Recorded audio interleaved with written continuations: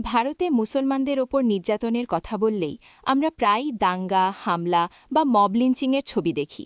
কিন্তু প্রশ্ন হল, এই সহিংসতার শুরুটা কোথা থেকে হয়? এর উত্তর একটাই, ঘৃণামূলক বক্তব্য, যাকে ইংরেজিতে বলা হয় হেট স্পিচ। হেট স্পিচ কি? ঘৃণামূলক বক্তব্য মানে কোনো ধর্ম, জাতি বা গোষ্ঠীর বিরুদ্ধে প্রকাশ্যে ঘৃণা ছড়ানো, অপমান করা এবং সহিংসতার উস্কানি দেওয়া। ভারতে এই ঘৃণামূলক বক্তব্যের সবচেয়ে বড় শিকার হচ্ছে মুসলমান সম্প্রদায়। কথা থেকে আগুন। আজ ভারতে অনেক জায়গায় দেখা যায় ধর্মীয় সভা, রাজনৈতিক মঞ্চ, এমনকি টিভি টকশোতেও মুসলমানদের বলা হচ্ছে দেশদ্রোহী, অনুপ্রবেশকারী, সন্ত্রাসী, সমাজের বোঝা।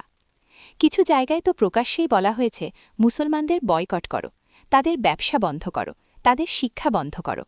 আর ভয়ঙ্কর বিষয় হল, এই কথাগুলোর অনেকগুলোর বিরুদ্ধেই কোনো শাস্তি হয় না। সোশ্যাল মিডিয়ায় ঘৃণার বন্যা। ফেসবুক, ইউটিউব, এক্স সবখানেই ঘৃণামূলক কন্টেন্ট ছড়ানো হচ্ছে।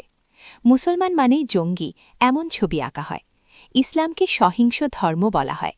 পুরনো ভিডিওকে নতুন বলে ছড়ানো হয়। মিথ্যা গল্প বানিয়ে ভাইরাল করা হয়।